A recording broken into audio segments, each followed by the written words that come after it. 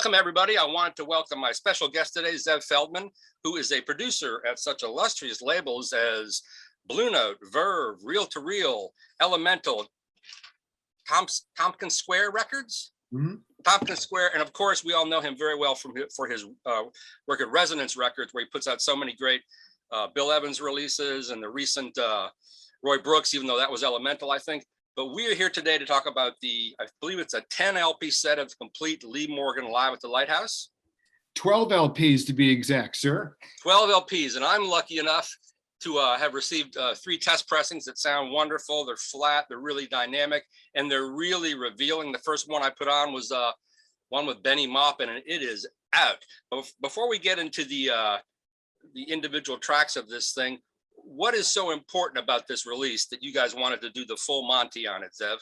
Well, I think that this is a very important project for a lot of us, especially Lee Morgan fans out there. I can speak for myself that this has been a desert island disc for several decades now. And it was an opportunity. I had the knowledge and knew that there was extra material, about 4.5 hours that had never been out before. I've known trumpeter David Weiss for a number of years now, a trumpeter and producer, composer David Weiss. And I had known that years ago, we're talking literally in the mid-90s, David was the guy that was tasked with going into the vault and listening to all of the different performances from Live at the Lighthouse. Of course, initially it started as a 2 LP set. And then in 1996, it expanded to a 3 CD set where they chose different takes of each of the tunes. And we went back and we evaluated really very closely to the importance of this music, how it sounded, the performances. I want to say it takes a lot of important decision making, whether or not you're contributing to an artist's legacy or detracting, and you only want to portray the artist in their greatest light. Well, Live at the Lighthouse really captures Lee Morgan and his working band at their very best. They are just burning on all cylinders. It's incredible music, and we went back, we listened to it. David had a chance to revisit the tapes and we listened to the music, and it was just overwhelmingly positive that, this presented a unique opportunity of going back and reconstructing, if you will, each of the sets, June 10th, 11th, and 12th, 1970, which, by the way, was on the end of a 2-week run. And you have all 4 sets of music, Friday, Saturday, and Sunday. You can set the time machine back and go to these different places. But the music's important. Lee Morgan's important. This band is important. Talking about Benny Maupin, talking about Harold Mabern, the great Jimmy Merritt, and Mickey Roker. And this was a band that played a lot in this period. And it's just inspiring music, soaring at incredible heights. And I think the question I've seen posed a lot, or the assumption is that had he not died, he was going to go more out. And people talk about Search for the New Land, but there's tracks on here, and I don't really remember exactly what was on the original Lighthouse. I remember the Joe Henderson Live at the Lighthouse, but there are tracks on here with Benny Maupin where the shit is out. It's out, and then it gets grounded by Mickey Roker. But there's definitely a lot of, you could tell Lee was ready to go. There's stuff that sounds like it'd be on a Wayne Shorter record or something. Is that part of the importance, the fact that it shows where he was heading?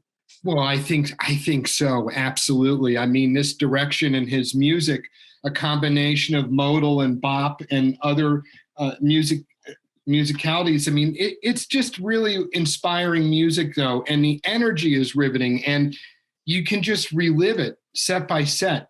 But I think that there is something to be said about this direction he was going in, also how generously he showcased his sidemen.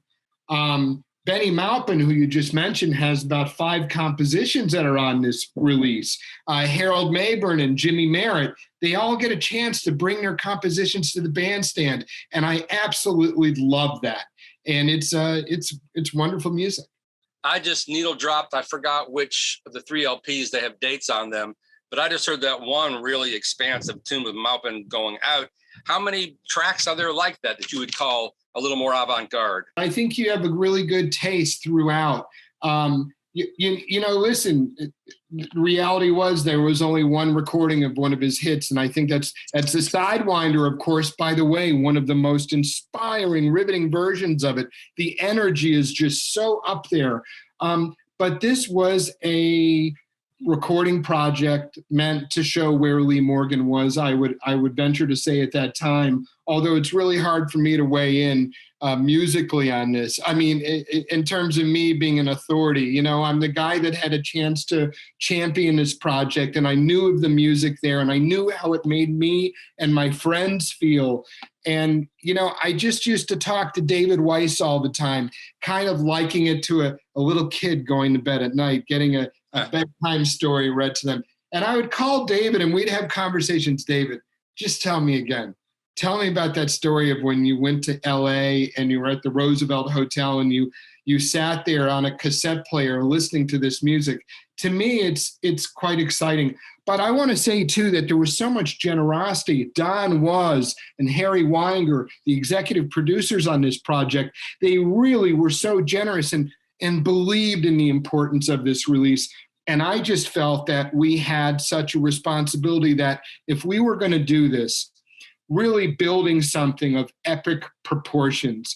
The music was important, but I felt that the presentation needed to be as well. And we had a chance to, David Weiss and I, my co-producer, joined forces with Jeffrey McMillan, who is the author of Lee Morgan's biography, Delightfully. And we were able to really provide some incredible narrative context-wise. If you read these liner notes and also the countless interviews, they're so revealing and exciting. And Dr. Jeanette, Wallace Roney, some really great interviews. We have Wallace Rooney's last interview, as far as I know. Jimmy Merritt had a chance to speak with his son, Mike Merritt, the bassist as well. And it was a father and son composition. Ira Sullivan, it was possibly one of the last conversations that we had with him. But we, you know, Lee inspires so many of us. He's a champion, and it was something that we wanted to build something suitable for a king. Were the tapes in good condition, and where were the tapes? The tapes were in great condition. They were 1/2-inch tape reels that were I guess at Iron Mountain. That's where Universal stores a lot of their tapes. But we had to pull up the tapes, and then we retransferred them. And then we had the good fortune of working with Steve Genowick at Capitol Studios. Steve was Al Schmitz, the legendary Al Schmitz right-hand man for so many years. And we retransferred the reels and was able to make a new remix of these. And of course, then we went to Kevin Gray at Coherent Audio to continue the magic. It was a great team put together to make this happen. And I like to think that we built this for all of us, for all the fans out there. I got to tell you something too, which was so interesting, including in the packaging. Now, so many of us, we know this release inside and out, backwards and forwards. And don't get me started on the 3 CD set. But listen, here's the situation. We were going through files and found images and photographs.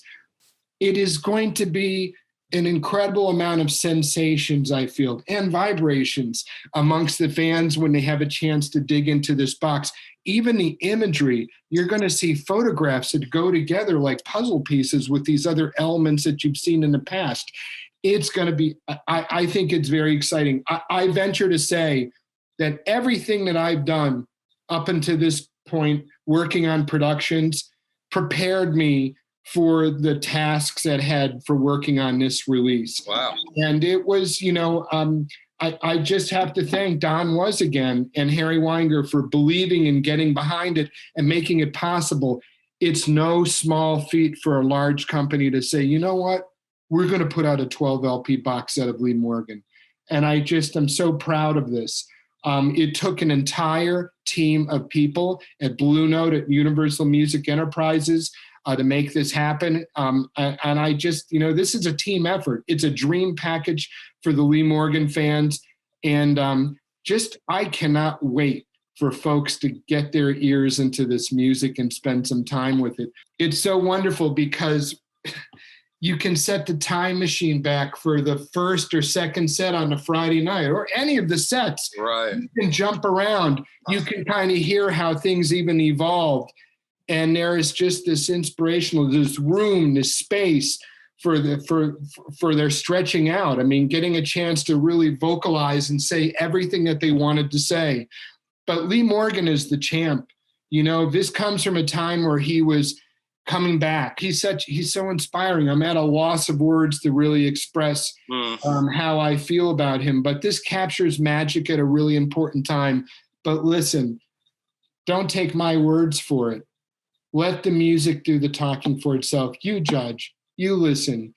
It's wonderful to have that, and to also have this banter and to perform, you know, having the stage announcements. You can hear the audience, but they don't get in the way. You can hear people talking. It's really nice. You can definitely hear the back and forth. It really feels like you're in the club. You're right. You can definitely hear the room. So who did the remix if it's remixed? Well, it's Steve Jenowick at Capitol. Capitol, okay. Yeah, but you know, the sound was mainly consistent in many ways with the, you know, this was a chance of really enhancing and going back and retransferring and getting a high resolution transfer from those original tapes. But listen yourselves, you know, everyone out there seems to have an opinion these days. It's a wonderful sounding recording. There's nothing, it sounds like you're in a club, but it's very visceral. Everything is really up front. The bass is really clear. I wish the drums were bigger, but that's the thing with the original recording. And it really, it's documenting a working band, a band that was playing night after night. These were guys like red hot coals, man. And just amazing. But it all speaks to it. It's very organic at the same time, right?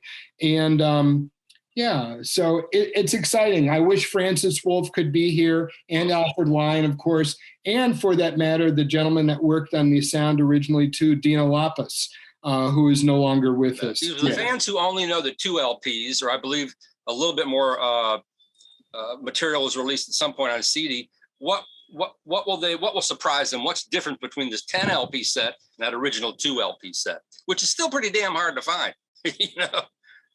It is. Well, I think that it's an expanded experience. It's a chance to relive it the way that it happened. You're going to hear more incredible. Yeah, you're going to hear really inspiring playing, and you know, folks will have to make their own conclusions. It's wonderful hearing these musicians stretch out. I also want to say too, we used RTI on the vinyl, which you know, I can't say enough great things about them as well. So it's a dream package. I mean, spend some time with it, listen to the music, read the notes, get a chance to really submerge yourself. You're going to stay busy for a while. You know, there's just something about live jazz, right? There's really something about when you hear this music in that setting, what's possible. I mean, we all know it's the experience is hearing this music in a club. There's certain energies which come out, which sometimes you don't get in studio recordings. I just think that we were very fortunate to have this music. It was kind of unusual. I mean, it was kind of sticking out to me. When I showed up at Blue Note, it was one of the very first projects that I wanted to pursue. Thanks a lot, Zev. I hope this was helpful. I appreciate everyone's interest and support, and I hope that they enjoy this music. It's just really a dream come true.